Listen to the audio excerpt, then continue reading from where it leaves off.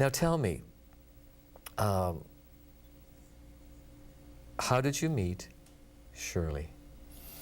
Well, I finished Bible school, and we jokingly used to call Bible school bridal school. And you know, you're supposed to finish college and have your wife and start ministry, and you know, that was just assumed the route you would take.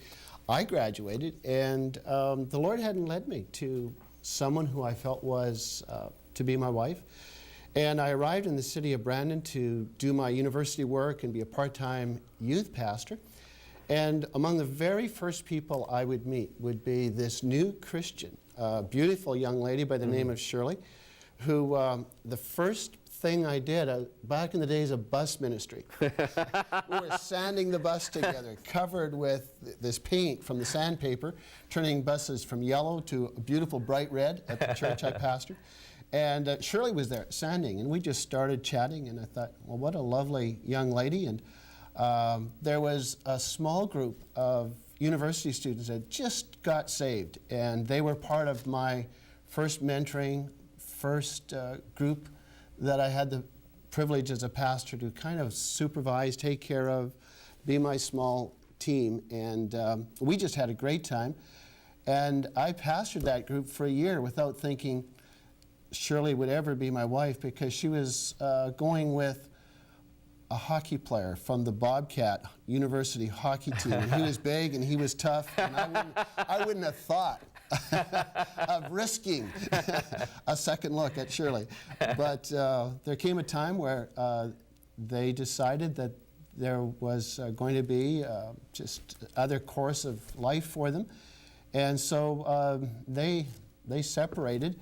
And boy, I wasn't long before I was phoning Shirley and saying, hey, can we meet in the college cafeteria? And there in the University of Brandon cafeteria, we started to talk and get to know one another at not the pastoral level, but you know, just as friends. Yeah. And it was clear that there was just magic. Wow. Well, I thought you were going to tell us that your first date was on one of the buses. You took her on the bus to wherever for the first date. Well, Shirley did complain that most of the youth ministry was a date. You know? But no, we worked together in ministry, and at the same time were able to develop a meaningful and mature relationship under the tutelage of the senior pastor at that point, Marvin Dinah. And you know, when you're the pastor, you have to be a little careful dating one of the kids in the church. Hey. And so all of that became part of our challenge, but we had some wonderful friends who were there to just help it be a natural process. And we probably walked 500,000 miles together just to get to know one another in cold and warm of Manitoba, and fell in love. You know, when Shirley and I were dating, we started talking about, well, what would the perfect family for us be? And she comes from a family of 4, and I come from a family of 2. And she really has just a great family, and I'd watch them interact, and I thought, just a wonderful home.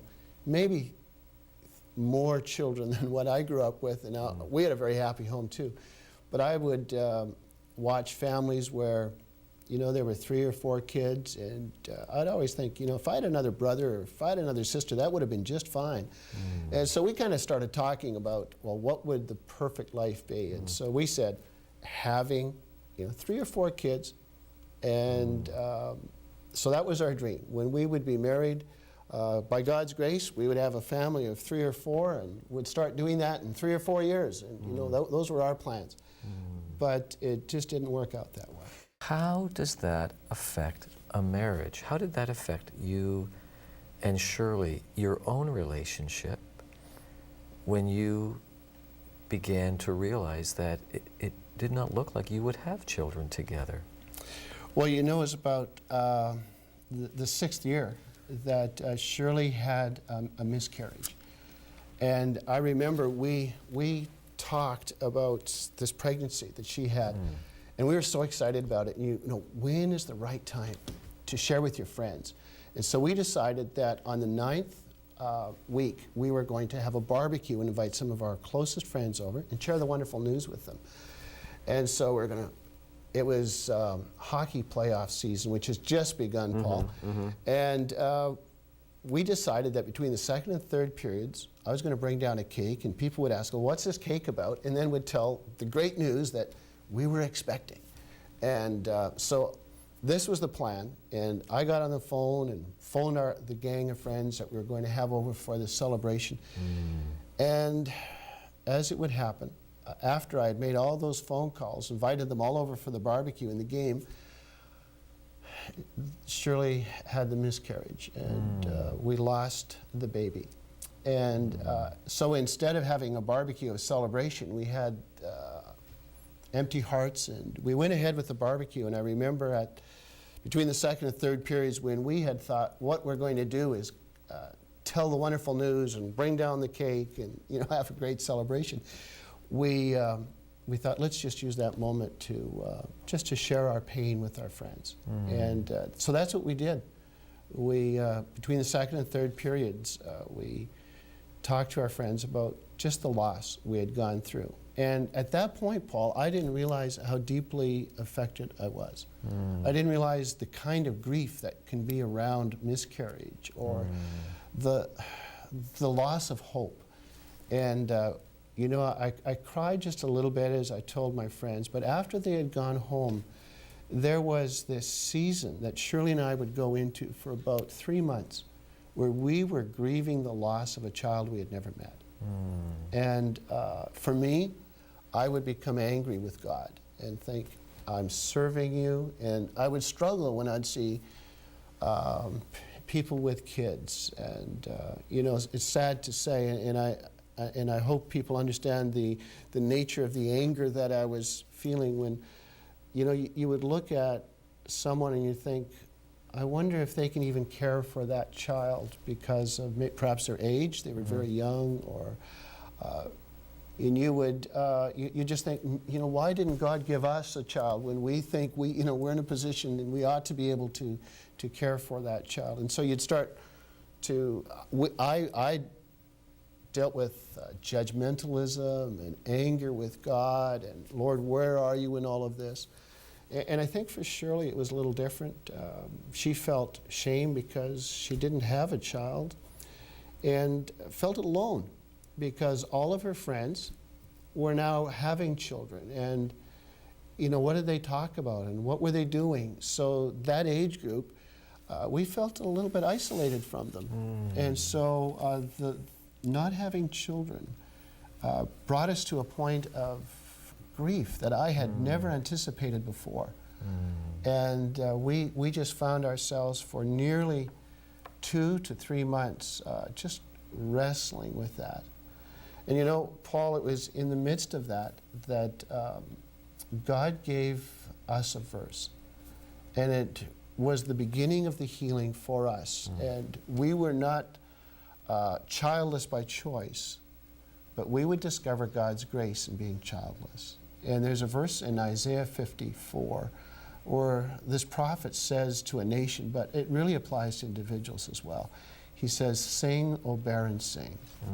You who couldn't bear, God is there. And He will enlarge your tent, and He will extend your influence, and He will give you, it actually says, more will be the children of this desolate one than the one who could have borne children.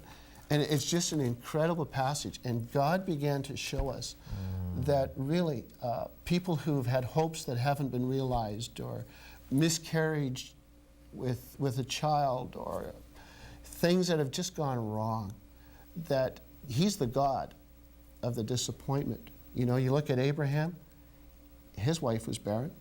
Look at Isaac, his wife was barren. Look at Jacob, his wife was barren. And they say of the Old Testament, He's the God of Abraham, Isaac, and Jacob.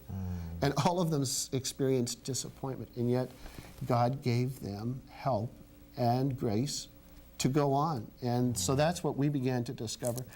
And as I've gone through the Scripture, I see again and again stories of people who had incredible disappointments, things that felt so barren, where they had worked so hard or prayed so hard or lived in such a way that they had hope that was so full and so fruitful, and yet it didn't come to pass. And where is God in all of that? Those were some of the issues that we dealt with. And we began to discover that he was there, but not in the way that we had prayed for him to be there, but in a very kind way, loving way, restorative way.